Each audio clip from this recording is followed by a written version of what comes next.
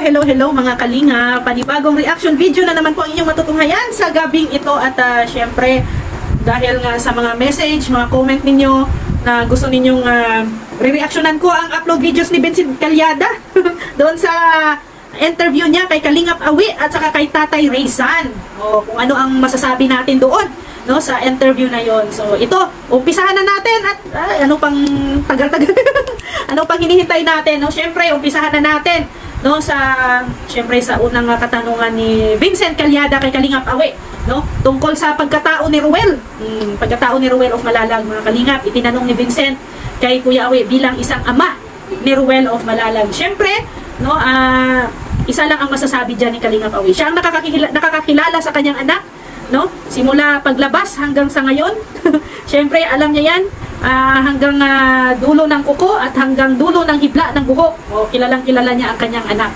Syempre, si Ruel po talaga ay tahimik na bata, no? Sobrang tahimik yan. Kahit ako, no, ako, nakasalamuha ko sila dito noon, no? Dito sa Malalag ay tahimik po talaga na bata si Ruel. So tama yung sinabi ni Kalingap Awi na si Ruel ay sobrang tahimik. Si Ruel ay ano lang, no? Taong bahay. Taong bahay, no? Hindi lang ang babae ang taong bahay. May lalaki din na taong bahay. Hindi lahat ng lalaki ay gala. Hindi lahat ng lalaki ay barkadista. May mga lalaki po na gusto ang tahimik na buhay. O, isa yan si Ruel. Kaya si Ruel po ay sabi nga ni Kalingap Awi, galing sa school, so kwarto, kain, then school, kwarto ulit, balik sa school. Ganyan yung mga routine, no? Routine nila ni Ruel dyan sa bahay nila. At laging nakafocus si Ruel sa kanyang pag-aaral, no? Walang barkada. O, focus sa pag-aaral kasi pag once na may pangarap ka sa buhay, no, magfo-focus ka talaga sa iyong studies. Kasi syempre, kaya nga, no, nakita ni Ruel ang kalagayan nilang mag-anak. No, totoo yan, si mama niya at si papa niya, ano yan, no? Sabi nga ni Kalingap Awi, walang tinapos. Kaya bumawi ang mga anak, no? Halos lahat sila, mga anak ni Kalingap Awi ay mga profesional, may mga tinapos. Kaya huwag niyong basta-bastahin si Kalingap Awi, kahit ganyan lang yan.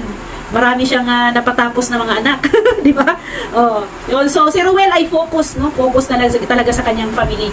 Kasi kung kagaya pa si Ruel siguro sa ibang mga kabataan noon, no, na pabugoy-bugoy, iwan lang natin kung magiging successful pa si Ruel or makapagtapos pa si Ruel sa kanyang pag-aaral. Siguro wala ding pakialam si Ruel sa kanyang pamilya kung si Ruel ay naging bugoy-bugoy na bata.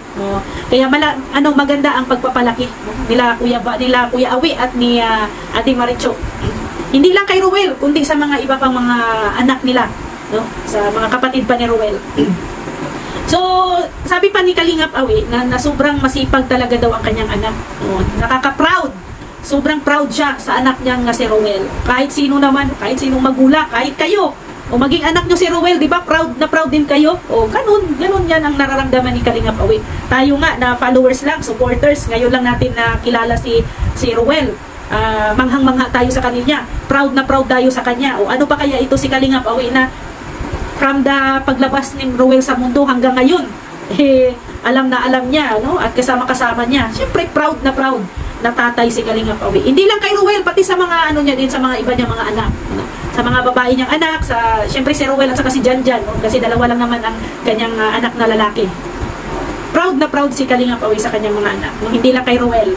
Yan. Si Tatay Raysan naman, tinanong din ni Vincent Calyada tungkol kay Rachel, no? Sa pagkatao ni Rachel, no? Dapat lang natanungin kasi baka mayroon tayong hindi alam. No? Baka mayroon tayong hindi alam kaya kailangan talagang tanungin. So, ayan. Kung ano yung sinabi ni ni Kalingap Awi, ganun din ang sinabi ni Tatay Raysan, no? Na si Rachel ay napakabait, tahimik, no? At nagfo-focus sa kanyang pag-aaral. At saka ano din, no? Nag-aaral ng mabuti si Rachel para sa pamilya. At ang plano pa ni Rachel, no, magkaroon ng sariling bahay. Nung buhay pa nga ng nanay niya ay nangako siya doon na mag-aaral siya, magsusumikap, no, para pagdating ng araw, no, hindi na mahihirapan si mama niya. Pero syempre, hindi natin alam yung buhay, no, buhay natin dito sa mundo. Kung kailan tayo kukunin ni Lord, no, sad to say, ay nawala po ang mama ni Rachel. No? Pero alam naman natin at ramdam naman natin na proud din ang mama ni Rachel sa mga achievement ni Rachel ngayon. naging ano siya, breadwinner. Kaya proud na proud si mama niya ngayon sa kanya. Kaya siguro binibigyan siya ng lakas. Isa yan, si mama niya ang nagbibigay ng lakas kay Rachel. So si Rachel pala ay ano, sabi ni Tatay Raysan, naranasan niyang pumasok sa school na walang baon. Ayan, no? Hindi lahat ng mga estudyante may baon. Naku po, kung alam nyo lang, no, sa hirap ng buhay, maraming estudyante pa rin na pumapasok sa school na walang kain, walang baon, saging ang kinakain, kamuti ang kinakain para lang makapag-aral. Kaya proud na proud din si Tatay Raysan sa kanyang anak na si Rachel. So iniisip lagi ni Rachel ang mga kapatid, ang pamilya, no? Mga family oriented sila ni Ruel of Malalag. Isa lang ang kanilang nasa isip, pamilya talaga. No? Iniisip ang ikakabuti ng pamilya. 'Yun ang maganda. 'Yun ang mga anak na na tumatanaw ng utang na loob, no, sa pamilya. Hindi ayaw niyang ma-fail ang kanyang pamilya. Kaya yan, itong dalawang ito, si Ruel at saka si Rachel, ay magkaparehas dito, no, sa mga sinasabi ni Kuya Awi at ni Tatay Raysan. Magkasing katulad ang mga ugali nilang dalawa. So dito naman sa pangalawang tinanong ni Vincent, no, for ano daw, sabi ni Vincent, para kay Kuya Awi, no, para kay Rachel, yung ugali, no, yung ugaling gusto niya kay Rachel, no? Sabi ni Kalingap Awi, no, yung ugali na sana ay hindi magbabago. Kung ano siya ngayon sa pagkakakilala natin, sa pagkakakilala ni Kuya Awi, pagkakakilala ni Dodong Ruel, ganun pa rin sa dulo. Ganun pa rin sa dulo. Sa dulo ng walang hanggan. Ganun pa rin, walang magbabago, no? May mga, kung magiging successful man, maging mayaman, no, wag lang baguhin ang sarili. Maging mapagkumbaba pa rin, maging pa rin sa kapwa, no? Magalang pa rin sa kapwa, lalo na sa mga nakakatanda. So, si Kalingap Awi ay nabaitan po kay Rachel, no? Nagustuhan niya ang ugali ni Rachel. So, ito naman si Tatay Raysan, to, para kay Ruel naman, no? Ang pagkakaalam niya kay Ruel ay napakabait din ni Ruel, no? Napakabait na bata at nakakagaanan na ng loob ni Tatay Raysan si Ruel of Malalag. Kaya ano siya, panatag si Tatay Raysan, kampante pag once na alam niya na si Ruel ang kasama ng kanyang anak na si Rachel. Kaya ayan, same pa rin, no? Magkasing kapareho pa rin talaga ang iniisip ng mga magbalain na to. Ng magbalain na to, Kalingap Awi at saka si Tatay Raysan. So pangatlo, no, ito naman ang about sa mga buto or payag. Payag na ano ba to? Ano ba to ang mga payag-payag na to? So payag ba sila na magkatuluyan or magiging sila si Ruel at saka si Rachel, no? Payag ba kay Kalingap Awi? Ang sagot, kung ano ang gusto ni Ruel, kung sino ang mahal ni Ruel, susuporta siya sa anak. So ganun din kay Tatay Raysan, no? Kung ano yung gusto ng anak, susuporta din siya, basta isa lang ang kanyang hiling na wag muna sa ngayon at tapusin muna ang pag-aaral at magiging stable, no, ang pamumuhay, no, ni Rachel. Siyempre para din yun kay Rachel, yung iniisip ni Tatay Raysan.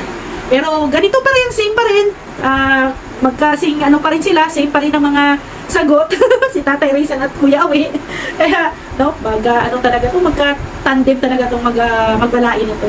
So nagtanong ulit si Vincent, no, ano yung nararamdaman nila, no? Katulad kay Kalingap Awi, ano ang nararamdaman niya sa dalawa. Observation kina Ruel at Rachel. So ang observation niya, no, habang tinitingnan niya ang dalawa, masaya naman daw. Masaya na masarap. 'Di ba? So maganda, no, maganda tingnan ang kanilang samahan. Nakikita niya sa anak na laging masaya, no, nakikita niya sa dalawa na masaya naman, no, wala namang lungkot na nakikita sa kanilang mga mata. Kaya masaya na rin si Kuya Awi. Yan ang kanyang pakiramdam. No, si Tatay Raysan naman, no, ang pakiramdam niya sa ang pakiramdam niya talaga sa dalawa ay masaya din. At nakikita niya sa anak na masaya din, no. So pareha, no. Dapat no, doon lang muna. Parang doon lang muna yung status. Huwag nang mag-overlaps. Huwag na daw mag-overlaps at hintayin ang tamang panahon. Alam niyo na kung anong ibig sabihin noon. So ito po, nagtanong ulit si Vincent Calyada kay Kalingap Awi. No, may tatlong katanungan na dapat na ibigay. So ang unang tanong ni Kalingap Awi kay Rachel, no, si Rachel, kaya mo ba na tanggapin ang pagmamahal ni Ruel? Ay, grabe naman si Kalingap Awi magtanong.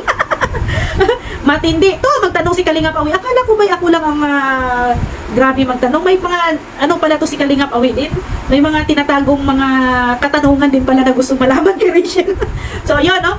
Kaya ba ni Rachel natanggapin ang pagmamahal ni Ruel? Yan ang abangan natin na sagot din ni Rachel talaga. So, pangalawa, kaya ba ni Rachel, no, na i-handle yung ugali ni Ruel? Di ba? Kaya niya ba yung ugali ni Ruel? Lalo na, syempre, alam yung mga kalingap, hindi naman lagi ay good mood. Minsan ay, syempre, pagpagod ang isang tao, di ba? Minsan, may nakakaramdam tayo ng mga bad mood, di ba? Si Ruel, pag walang ano yan, walang kondisyon, ay ano yan, wala sa kondisyon baga, tahimik. Kaya ni Rachel na maging tahimik. Maging tahimik pag once na si Ruel ay wala sa kondisyon, makikipagbiruan sa kanya. Kaya niya. So may tatlong tanong, no, si Kalingap Awi. Kaya niya ba tiisin? Hanggang dulo ang ugali ni Ruel. Aba, matindi ang tanungan yan, Kalingap Awi. Kaya excited tayong marinig yan, ano? Yung mga tanong ni Kalingap Awi kay Rachel. At syempre, hindi lang si Kalingap Awi ang magtatanong. Pati din naman si Tatay Raysan magtatanong din kay Ruel. Syempre, Ruel, same pa rin, no? Ang tanong ni Kalingap Awi. Kaya mo ba tiisin ang ugali ni Rachel? Lalo na pag may sumpong. Alam nyo na ang mga babae, sumpungin yan. Alam nyo na mga babae, sumpungin yan. Kaya bang i-handle ni Ruel yun? Kaya abangan natin ang kasagutan. So may pangalawa pa, magagawa mo din ba na pabayaan si Rachel? Siyempre bilang isang ama, concerned din siya, no, para sa kanyang anak. Gusto niyang malaman kung pababayaan ba o hindi ni Ruel o malalag si Rachel. No? Pero sa mga ganyang mga katanungan, alam na natin ang sagot ni Ruel dyan. Diba? So, ayan, no, may tanong pa si Tatay Raysan. Mapapangako ba ni Ruel, no, na hindi saktan, no, si Rachel? Pero siyempre isang ama niya, no, babae pa ang kanya, si Tatay Raysan. Siyempre gusto niya ng assurance na hindi masasaktan ang damdamin ng kanyang anak. Gusto niya make sure, no, na walang mananakit sa kanyang anak. Kaya tinatanong niya kay Ruel. So abangan natin ang mga kasagutan, no, ng dalawa dito sa mga tanong ng kanilang mga ama. So, matindi din to si Vincent Calyada. Tinanong ang tungkol sa kasalan, parang maaga pa. Ang aga-aga pa pag-usapan ito, pero sige na lang, ano, dahil napag-usapan na din ito at naitanong na rin, ay tudo na natin. So si Kalingap Awi tinanong, pabor ba, no, or gusto na ano ba sa kasalan, no? Hindi ba sila tututol bilang isang magulang, di ba? Alam niyo naman, hindi lahat ng magulang ay sumusuporta sa gusto ng anak. Ito si Kalingap Awi, hindi ba tututol to? Kalingap Awi. Ang sagot ni Kalingap Awi, no, kung ano ang gusto ng anak niya na si Ruel, doon payag po siya at susuporta siya, no, sa anak. Basta mahal lang ni Ruel, si Rachel, mahal nila ang isa't isa. No, mangako na hindi sasaktan ang isa't isa. At magmahalan habang buhay, di ba? So susuporta si Kalingap Awi, no, hindi siya tutol sa kasalan. Ito naman si Tatay Raysan, ano ba ang sagot ni Tatay Raysan? alam niyo pala mga kalingap, no? Parang kinabahan din si Tatay Raysan dito sa tanong na to about sa kasalan. Kitang-kita ko sa mata ni Tatay Raysan na ano talagang parang kinabahan siya ay. Pero sinabi naman ni Tatay Raysan, sa ngayon, ina-clarify ni Tatay Raysan na sa ngayon, kung pwede, wag muna. Wag muna nilang isipin yan. Mag-aral muna, i-enjoy muna ang, syempre, ang kanilang, kung ano sila ngayon, enjoy muna. Darating ang tamang panahon. Pero kung ano daw, sabi ni Tatay Raysan, kung talagang sila, di sila talaga, no? Kasi sila man daw ang magsasama. Basta mga stable na sila, no? Stable na ang kanilang pamumuhay, okay na yun. Okay na, stable na yung anak, no? Nakatapos na, may trabaho, or may ano ba, no? Na kamit na yung pangarap, no, sa buhay. Kaya siguro yun, no? Yun ang gusto natin, no? Paintindi ni Tatay Raysan sa atin. At syempre, suportado niya ang anak kung ano man ang magiging desisyon nito. At syempre, bilang mga ama, at maintindihan po natin yan. Lalo na si Tatay Raysan kasi babae ang sa kanya. Mas ano siya dyan, no? Magiging more on gabay. Gabayan niya lang lagi si Rachel. Pero alam naman natin at malaki naman ang tiwala natin kay Ruel na si Ruel ay mahal na mahal niya naman si Rachel at ayaw niyang mapasama ito, no? Kaya sana isuportahan natin ang dalawang ito at syempre kung ano man ang magiging desisyon sa buhay, relax lang tayo at susuportahan lang natin sila. Gaya ng pagsuporta ng kanilang mga ama, no? Ng kanilang pamilya. Ganon din ang pagsuporta natin sa kanila. Sa mga hindi pa po nakapanood sa full video na to, puntahan niyo po ang channel ni Vincent Calyada. Nandoon po ang buong kwento, no? And buong interview ni Vincent sa dalawang magbalain na to. So, maraming salamat. Please, pakisuportahan po ang channel ni Ruel of Malalag, Rachel Morales Vlog, Kuya Val Santos Matubang, Ate Edna Vlogs, Kalingap Rap, at ang inyong abang likod, Rhea Olarte, kasama ang ating Deputy, Big Agnes Vlog, Kalingap Awi, Kalingap Angeli, Kalingap Bibi Girl, Kalingap Dodo, Bila Ayo, Rachel TV, John Lindon Official, and Rex Vlog. Maraming salamat po mga Kalingap. See you tomorrow. God bless everyone. Bye-bye po!